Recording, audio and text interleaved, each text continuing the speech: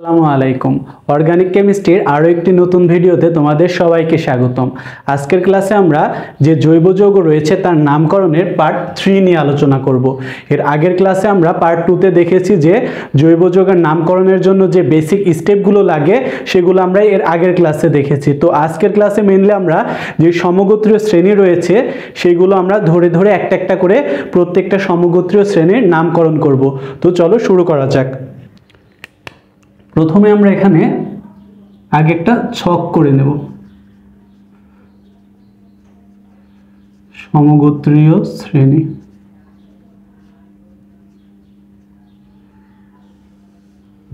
সমগোত্রীয় শ্রেণী, তারপরে এদের হচ্ছে নামকরণের ক্ষেত্রে আমরা যে স্টেপগুলো ফলো করব সে হচ্ছে শব্দমূল প্লাস কার্যকরী মূলক হিসেবে নাম।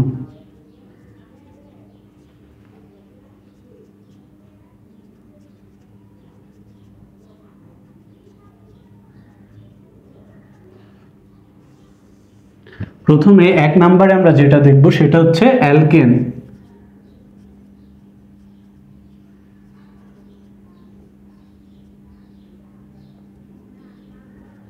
অ্যালকেন, এই অ্যালকেনের নামকরণের ক্ষেত্রে এখানে আমরা প্রথমে শব্দমূল বসাবো প্লাস আমরা কি জানি যে অ্যালকেনের নামের শেষে শুধুমাত্র এন বসে, তাহলে এই জায়গায় শব্দমূল প্লাস আমরা এই জায়গায় নামের শেষে যেটা বসে সেটা বসাই দেব এখানে এন।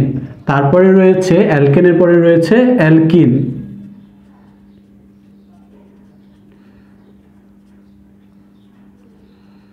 অ্যালকিন এটারও ঠিক সেম, মূল বসাবো, দেন তারপরে অ্যালকিনের নামের শেষে আমরা কি জানি যে ইন বসে, তাহলে আমরা সেটা এখানে লিখে দেব ইন।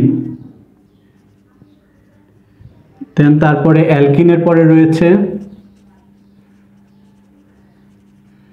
অ্যালকাইন। এটারও ঠিক সেম, মূল প্লাস আমরা কি জানি অ্যালকাইনের নামের শেষে হয় আইন, তাহলে আমরা এখানে লিখে দেব আইন, ওয়াইএনই, আইন। তারপরে অ্যালকাইনের পরে রয়েছে অ্যালকোহল।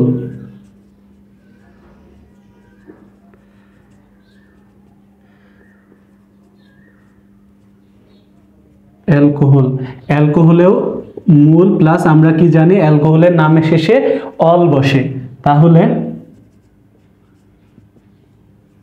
অল। তারপরে অ্যালকোহলের পরে রয়েছে অ্যালডিহাইড।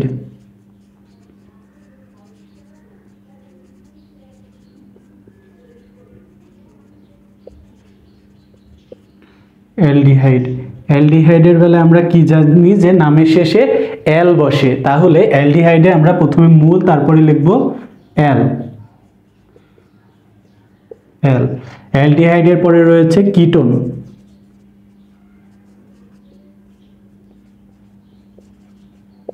কিটোন, কিটোনের নামের শেষে আমরা কি জানি যে কিটোনের নামের শেষে বসবে ওন, ওন।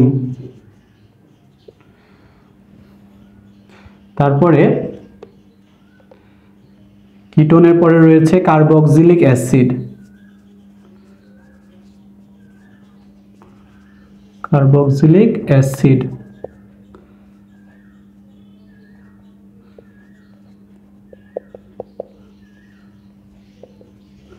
কার্বক্সিলিক অ্যাসিডের নামের শেষে আমরা কি জানি যে কার্বক্সিলিক অ্যাসিড যেটা রয়েছে তার নামের শেষে বসে উইক অ্যাসিড।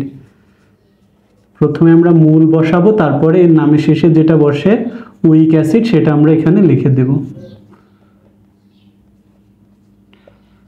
তো মোটামুটি এখানে আমরা যে সমগোত্রীয় শ্রেণীগুলো লিখেছি এই সমগোত্রীয় শ্রেণীর নামগুলো নামকরণ করা যদি আমরা খুব ভালো মতো শিখতে পারি তাহলে আরও যে সকল সমগোত্রীয় শ্রেণী রয়েছে সেগুলো আমরা খুব ইজিলি নামকরণ করতে পারবো। তো মেইনলি আমাদের মূলত এইগুলা জানলে আমরা বাকিগুলো এমনিতে পেরে যাব। তো আমরা আগে এখান থেকে একে একে করে সবগুলো দেখার চেষ্টা করব। তো আজকের ভিডিওতে আমরা মেইনলি অ্যালকেনের নামকরণ নিয়ে আলোচনা করব। তো চলো শুরু করা যাক।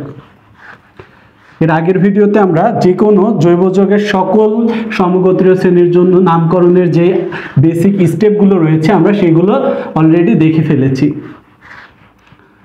সেই স্টেপগুলোর ভেতরে আমরা যে জৈব যৌগের নামকরণের ক্ষেত্রে যে নাম্বারিং সিস্টেমটা রয়েছে সেখানে আমরা নাম্বারিংটা দেখেছি।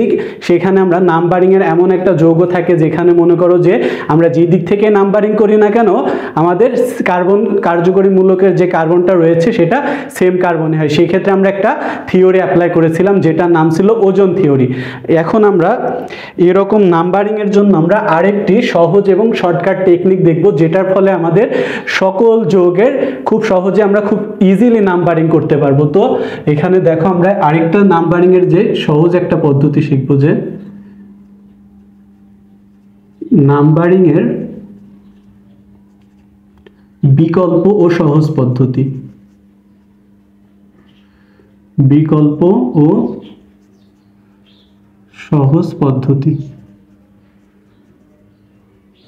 তো এই নাম্বারিং এর বিকল্প এবং সহজ পদ্ধতিটা এটা দুইটা কেজের ক্ষেত্রে হতে পারে। কেজ 1 এ আমরা যেটা দেখব তা হলো যে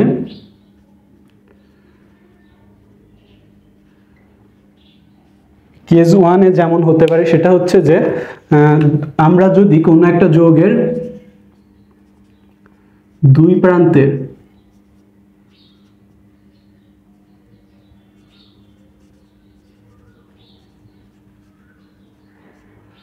যে কোনো প্রান্ত থেকে যদি নাম্বারিং করি এবং কার্যকরী মূলক যদি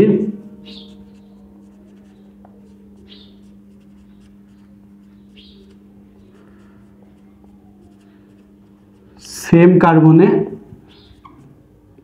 থাকে, আমরা যদি একটা যৌগের যে দুই প্রান্তের যে প্রান্ত থেকে নাম্বারিং করি না কেন সেই কার্যকরী মূলকটা যদি সেম কার্বনে থাকে সেই ক্ষেত্রে আমাদের এই বিকল্প পদ্ধতি যেটা ছিল সেটা খাটবে। এরকম আমরা আরো একটা কেস দেখবো, সেটা হচ্ছে কেস 2, যেখানে আমরা এই কেস 1টা কিন্তু এর আগের যে লেকচারটা ছিল সেখানে আমরা একটা থিওরি দেখছিলাম যার নাম ছিল ওজন থিওরি। সেই ওজন থিওরির মাধ্যমে কিন্তু এটা সলভ করা যায়। তো আমরা আরেকটা যে কেস দেখব সেটা হচ্ছে কেস 2, যেখানে যৌগে যদি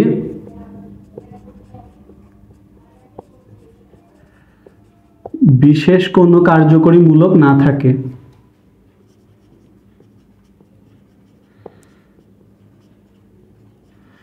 বিশেষ কোনো কার্যকরী মূলক যেমন OH, COOH, CHO এই ধরনের বিশেষ কোনো কার্যকরী মূলক যদি না থাকে সেই ক্ষেত্রে আমাদের যেই বিকল্প এবং সহজ পদ্ধতি সেটা খাটবে। তো এবার চল আমরা পদ্ধতি যেটা রয়েছে সেটা আমরা দেখে ফেলি যে আসলে এতক্ষণ তো আমরা যে পদ্ধতি করছি সেই পদ্ধতি জিনিসটা আসলে কি। তো চলো আমরা সেটা এখন দেখার চেষ্টা করি। যে আগে আমরা এই পদ্ধতিটার ক্ষেত্রে দেখব যে কোনো প্রান্ত থেকে আমরা কোনো যৌগের নাম্বারিং করি, যে কোনো প্রান্ত থেকে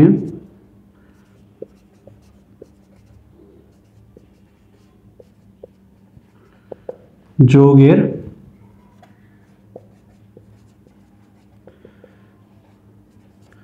নাম্বারিং করি, অতঃপর প্রতিস্থাপকগুলো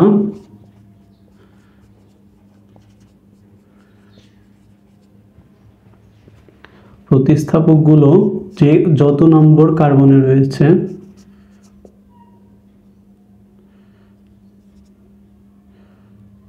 যে কার্বনে রয়েছে তা প্রতিস্থাপকগুলো যে কার্বনে আছে তা চিহ্নিত করি।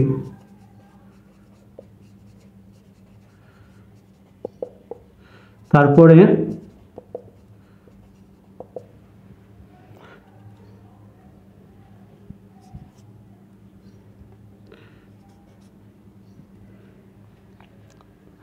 প্রতিস্থাপকগুলো যে কার্বনে রয়েছে তা চিহ্নিত করি এবং তারপরে যত নম্বর কার্বনে রয়েছে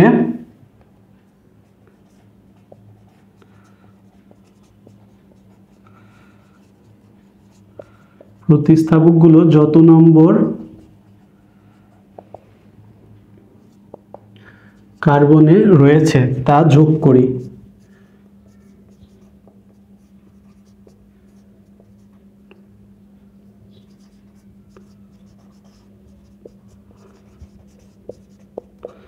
যোগ করি যে প্রান্ত থেকে যোগফল, যে প্রান্ত থেকে যোগ করলে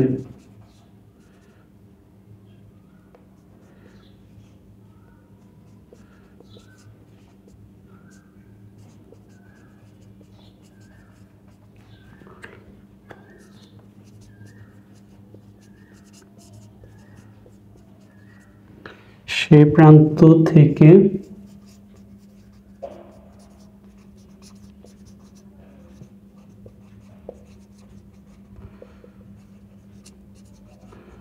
নাম্বারিং করি।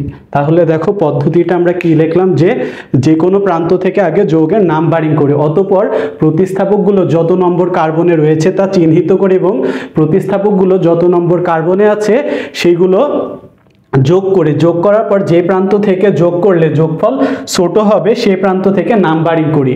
আশা করি এই পদ্ধতিটা তোমরা এটা দেখার পরে বিষয়টা ক্লিয়ার না হলে আমরা চলো বিষয়টা আমরা কয়েকটা উদাহরণের মাধ্যমে বোঝার চেষ্টা করি। আমরা যদি এখানে এটা উদাহরণের মাধ্যমে একটা প্রমাণ করার চেষ্টা করি, দেখো যে প্রথমে আমরা এখানে একটা যৌগ নিব CH3,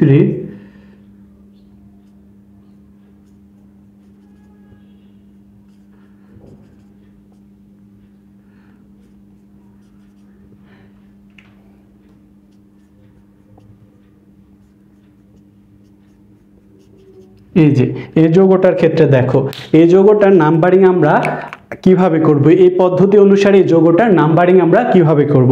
প্রথমে আমরা দুই প্রান্ত থেকে নাম্বারিং করে দেব যৌগটার 1 2 3 4 5।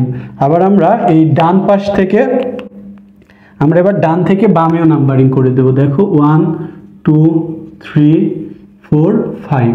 আমরা আগে দুই পাশ থেকে নাম্বারিং করব, করার পরে আমরা এখানে লিখব যে বাম থেকে ডানে, বাম থেকে ডানে, বাম থেকে ডানে প্রতিস্থাপকগুলো কত নম্বরে রয়েছে সেগুলো আমরা আগে এখানে আইডেন্টিফাই করি। দেখো যে আমরা এই কালো কালিতে বাম থেকে ডান দিকে আমরা যেটা দেখি যে প্রতিস্থাপক আছে 2 2 এবং 4 নম্বরে। এখন আমরা এই 2 2 4কে যদি যোগ করি তাহলে সেটা হয় 8। এবার আমরা যদি ডান থেকে বাম করি, যেটা আমরা লাল কালি দিয়ে লিখেছি, দেখো যে আমরা যদি এবার ডান থেকে বামে যাব তাহলে প্রতিস্থাপক আছে 2 নম্বরে একটা এবং 4 নম্বরে 2টা। তাহলে আমরা যদি তাহলে এই ডান থেকে বাম যদি করি সেই ক্ষেত্রে দেখো যে প্রতিস্থাপক একটা আছে 2 নম্বরে এবং আর 2টা আছে 4 নম্বরে। তাহলে এখানে 2 4 4 এটাকে যদি আমরা যোগ করি এটা হয় 10। এবার আমরা দুই দিক থেকে নাম্বারিং করার পরে আমরা বাম থেকে ডানে দেখেছি যে প্রতিস্থাপকগুলো বাম থেকে ডানের বেলায় ছিল 2 2, অর্থাৎ 2 নম্বরে 2টা এবং 4 নম্বরে একটা, এই দুইটাকে আমরা যোগ করলে হয় 8। আবার আমরা যদি ডান থেকে বামে করি, অর্থাৎ ডান থেকে বামে যদি নাম্বারিং করি তাহলে যেই 2 নাম্বার কার্বনে একটা প্রতিস্থাপক এবং 4 নাম্বার কার্বনে 2টা প্রতিস্থাপক, সেই কার্বনগুলো যদি আমরা এবার যোগ করে দিই তাহলে হচ্ছে 10। এবার আমরা দেখো যে পদ্ধতিটা আমরা যেটা লিখেছিলাম যে প্রান্ত থেকে যোগ করলে যোগফল ছোট হবে, যোগ করলে যোগফল ছোট হবে, আমরা সেই প্রান্ত থেকে নাম্বারিং করব। তাহলে দেখো বাম থেকে ডানে যেটা সেটা কিন্তু যোগ করলে যোগফল ছোট হয়। তাহলে আমরা এই যৌগটার ক্ষেত্রে বাম থেকে ডানে নাম্বারিং করব। এরকম ভাবে আমরা সকল যৌগের ক্ষেত্রে এই পদ্ধতিটা অ্যাপ্লাই করতে পারবো। যেহেতু আমাদের ডান থেকে বামে এটা আমরা অ্যাপ্লাই করতে পারছি না, তাহলে এটাকে আমরা মুছে দেই। এটা যদি মুছে দিই দেখো তাহলে বাম থেকে ডানে যদি আমরা এই যৌগটার নাম্বারিং করি তাহলে এই যৌগটার নাম কি দাঁড়ায়, এই যৌগটার নাম দাঁড়াবে যে 2 2 4, 2 2 4, অর্থাৎ 2 নাম্বার কার্বনে 2টা প্রতিস্থাপক এবং 4 নাম্বার কার্বনে একটা প্রতিস্থাপক। তাহলে এটাকে আমরা লিখব 2 2 4। এখানে দেখো যে CH3, এটা কি CH3, এটা একটা অ্যালকাইল মূলক। এই CH3 এর নাম আমরা কি জানতাম, এটার নাম হচ্ছে মিথাইল মূলক। তাহলে এটাকে আমরা এখানে লিখব যে 2 2 4, আর এখানে কয়টা প্রতিস্থাপক আছে? তিনটা। তিনটা হলে আমরা কি জানতাম? ট্রাই। তিনটা হলে আমরা জানতাম ট্রাই, তাহলে ট্রাই মিথাইল।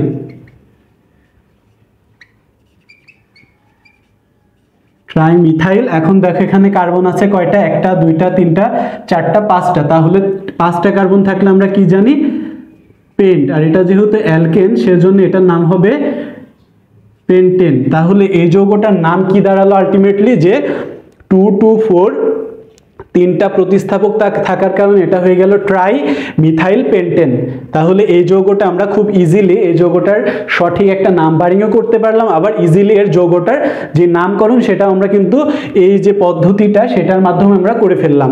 তো আশা করি তোমরা এই পদ্ধতিটা বুঝতে পেরেছো। তো চলো আমরা এরকম আরো কয়েকটা উদাহরণ দেখে অ্যালকেনের যেই নামকরণ রয়েছে সেটা আমরা শিখে ফেলি।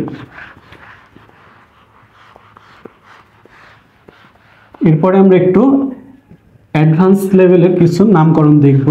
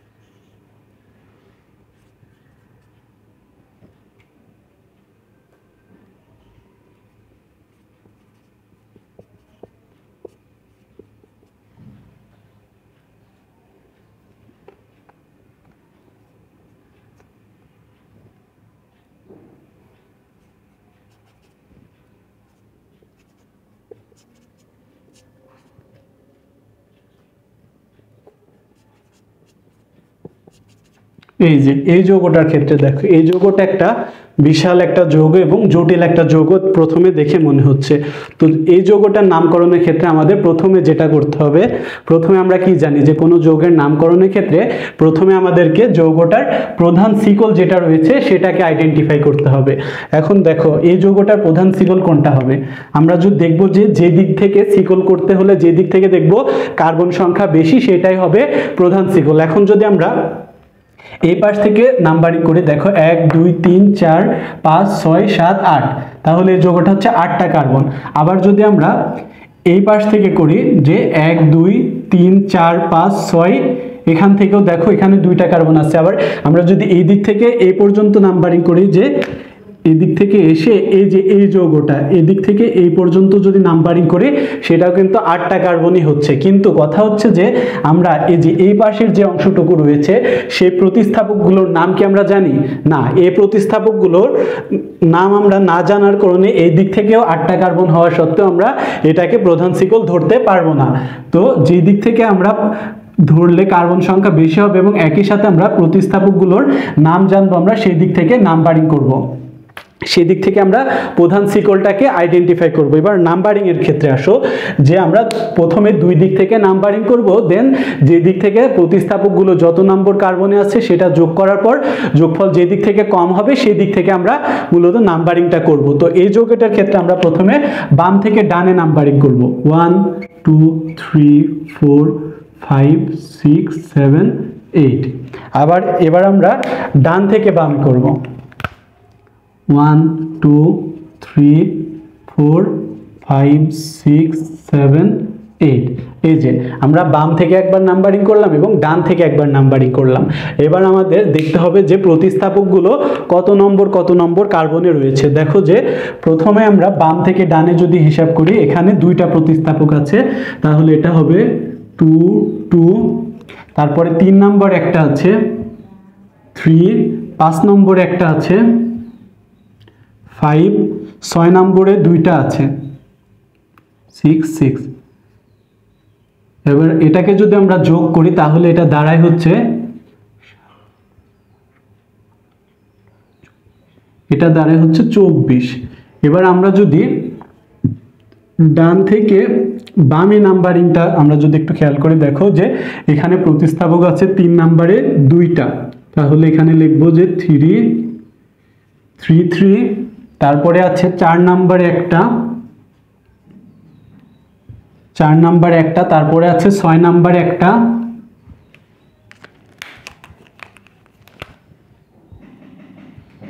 6 নাম্বারে একটা এবং 7 নাম্বারে দুইটা। এবার এটাকে যদি আমরা যোগ করি তাহলে যোগফল দাঁড়ায়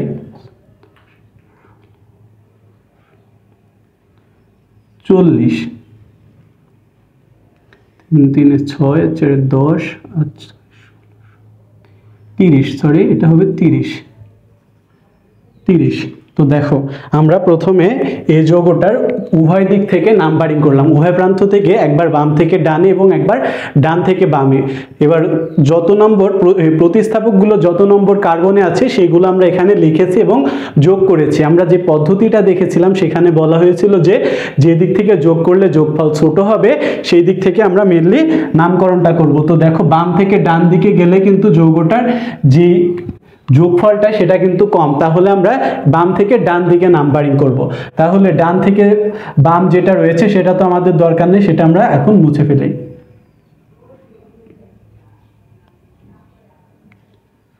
এবার দেখো এখন এই যৌগটার ক্ষেত্রে আমাদের যৌগটার নাম কি হবে। প্রথমে দেখো যে এখানে 2 নাম্বার কার্বনের যে দুইটা প্রতিস্থাপক আছে সেটা হচ্ছে মিথাইল।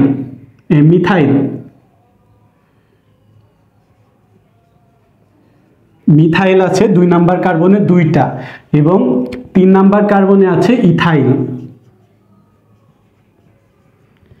এবং 5 নাম্বার কার্বনে যেটা আছে সেটা হচ্ছে প্রোপাইল।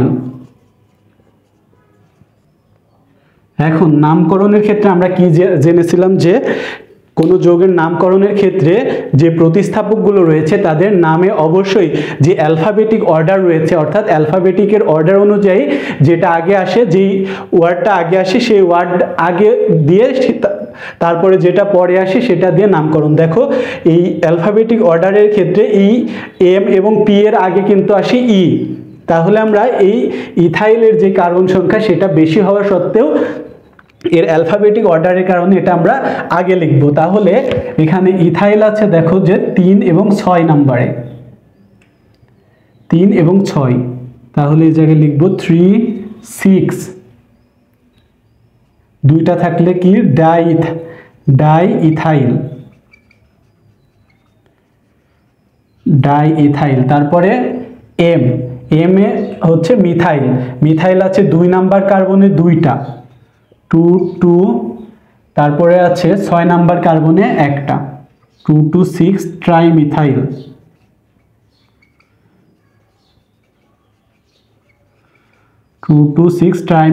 এবং প্রোপাইল আছে 5 নাম্বার কার্বন একটা।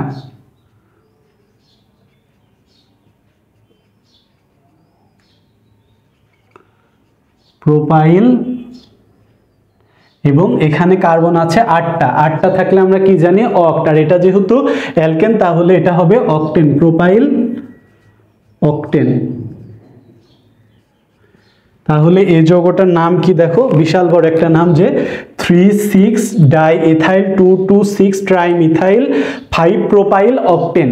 তো এইরকম বিশাল বড় যে কোনো যৌগের, যে কোনো জটিল যৌগের আমরা যে এই পদ্ধতিটা ফলো করে কিন্তু সহজে নাম্বারিংও করতে পারবো, আবার নামকরণও করতে পারবো। তো চলো আমরা আরো কয়েকটা উদাহরণ দেখি।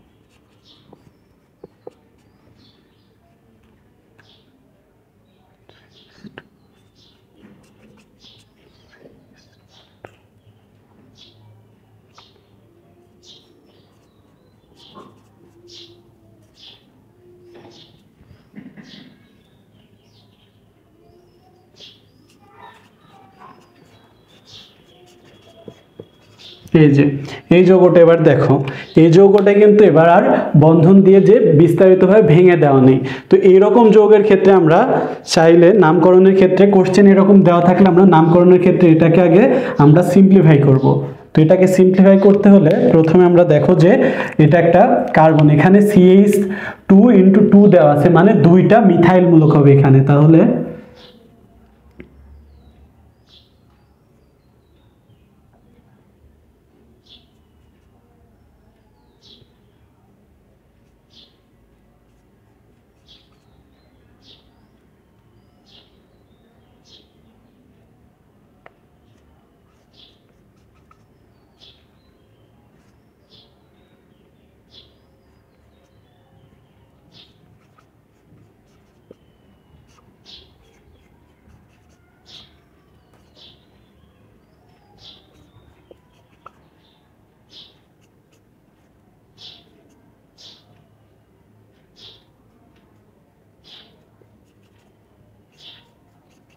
এই যে এরকম যৌগটাকে আগে আমরা এরকম সিম্পলিফাই করে নিলাম সহজভাবে।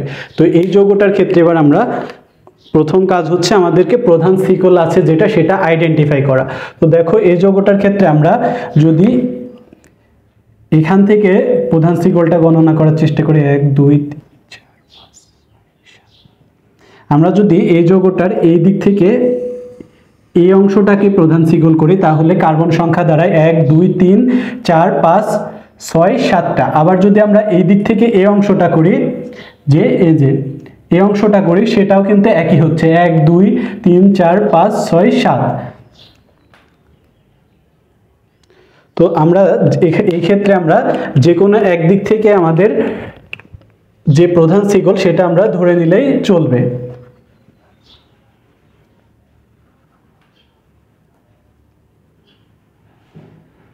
তো এই যৌগের ক্ষেত্রে আমরা যদি এদিক থেকে এই অংশটাকে প্রধান শিকল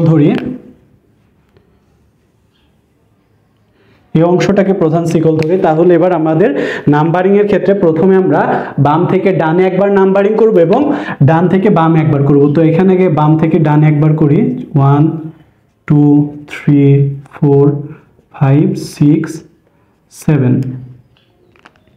এবার আমরা ডান থেকে বামে একবার করব, যে 1 2 3 4 5 6 7। এবার আমাদের দেখতে হবে যে বাম থেকে ডানে প্রতিস্থাপকগুলো কত নম্বর কার্বনে আছে সেটা একটা একটা করে লিখে যোগ করতে হবে। তো দেখো যদি আমরা প্রথমে বাম থেকে ডানে দেখি তাহলে এর জায়গায় আমাদের প্রতিস্থাপক আছে 2 নম্বরে একটা, 2 নম্বরে একটা, 3 নম্বরে একটা, তাহলে এই জায়গায় 2 3, তারপরে আছে 5 নম্বর একটা এবং 6 নম্বর একটা, 5 6। এবার এটাকে যদি আমরা যোগ করি তাহলে এখানে দাঁড়ায় 16। এবার আমরা ডান থেকে বামে যেটা রয়েছে সেই প্রতিস্থাপকগুলো যোগ করি। দেখো এখানে 2 নম্বরে আছে একটা,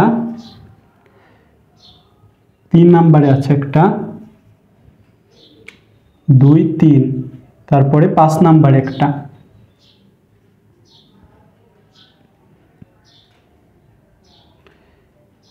এবং 6 নম্বরে একটা।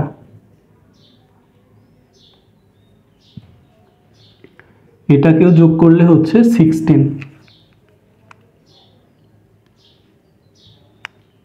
এখন আমরা এই যৌগটার ক্ষেত্রে আমরা যেই দিক থেকেই নাম্বারিং করি না কেন উভয় দিক থেকেই যে প্রতিস্থাপকগুলোর যোগফল রয়েছে সেটা কিন্তু উভয় দিক থেকেই একই হচ্ছে। তো আমরা এই ক্ষেত্রে আবার এর আগের যেই লেকচারটা সেখানে আমরা একটা থিওরি দেখে এসেছিলাম যেটা ছিল নাম ওজন থিওরি। আমরা এই যৌগটার এই যে মাঝ বরাবর যদি আলাদা করে দিই তাহলে দেখব যে যেই দিক বরাবর প্রতিস্থাপক বেশি ছিল আমরা সেই দিক থেকে নাম্বারিং করছি। তো আমরা যদি এই যৌগটার এখান থেকে ভেঙে দিই তাহলে ভাগ করে দিই তাহলে দেখব যে এই পাশটা যেটা রয়েছে বাম পাশ, অর্থাৎ বাম পাশটাই কিন্তু প্রতিস্থাপকটা বেশি, আর ডান পাশ যেটা রয়েছে সেটা প্রতিস্থাপক কম। তাহলে যে পাশে বেশি হবে আমরা সেই পাশ থেকে নাম্বারিং করব। তাহলে আমাদের ডান থেকে বাম যেটা রয়েছে সেটা কার্যকর হচ্ছে না, তাহলে আমরা সেটা মুছে দেই।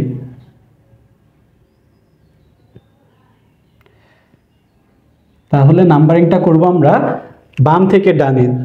বাম থেকে ডানে করলে এই যৌগটার নাম হবে যে 2 নম্বরে একটা প্রতিস্থাপক আছে মিথাইল এবং 3 নম্বরে আছে ইথাইল। তাহলে আমরা আলফাবেটিক অর্ডারে জানি কি যে ইথাইল আগে হবে, তাহলে এটার নাম হবে 3 ইথাইল। 3 ইথাইল এবং 2 নম্বরে আছে একটা মিথাইল 5 নম্বরে এবং 6 নম্বরে, তাহলে 2 5 6 ট্রাইমিথাইল। এখানে কার্বন আছে 7টা, সেজন্য এটার নাম হবে হেপটেন। হেপটেন। তো এইভাবে আমরা যে কোনো যৌগের, জটিল যৌগের নাম্বারিং প্লাস নামকরণ কিন্তু খুব ইজিলি, যে পদ্ধতিটা আছে যে প্রতিস্থাপকগুলোকে আমরা চিহ্নিত করব যে কত নম্বর কার্বনে আছে, দেন সেগুলোকে আমরা যোগ করে দেব। যোগ করে দেওয়ার পর যেই দিক থেকে দেখব যে নাম্বারিং ছোট হবে, যোগফলটা ছোট হবে, আমরা সেই দিক থেকে সেই যৌগের নাম্বারিং করব। এখন কথা হচ্ছে যে উভয় দিক থেকে যদি এই যোগফলটা সমান হয়, সেই ক্ষেত্রে আমরা একটা থিওরি অ্যাপ্লাই করব, যেটার নাম হচ্ছে ওজন থিওরি। যেটার নাম হচ্ছে ওজন থিওরি। এইমাত্র আমরা যেটা দেখলাম যে পুরো যৌগটাকে আমরা মাঝখান থেকে আলাদা করে দেব, দেওয়ার পরে দেখব যে যেই দিকে প্রতিস্থাপক বেশি সেই দিক থেকে আমরা নাম্বারিং করব। তো এই পদ্ধতিটা অনুসরণ করে আমরা শুধুমাত্র অ্যালকেন না, আমরা এছাড়া অন্যান্য সমগোত্রীয় শ্রেণীর যেসব যৌগগুলো রয়েছে অ্যালকিন, অ্যালকাইন, সেগুলোরও কিন্তু আমরা নামকরণ করতে পারবো। তো আজকের ক্লাসে আমরা মূলত যেই সমগোত্রীয় শ্রেণীগুলো রয়েছে সেক্ষেত্রে আমরা অ্যালকেনের যে নামকরণ সেটা দেখলাম। পরবর্তী ক্লাসে পরবর্তীতে যেটা রয়েছে আমরা সেইগুলোর নামকরণ একটা একটা করে দেখব। তো আজকের ক্লাস এ পর্যন্তই। সে পর্যন্ত তোমরা সবাই ভালো থাকবে, আর পুরো ক্লাসে জুড়ে থাকার জন্য ধন্যবাদ সবাইকে।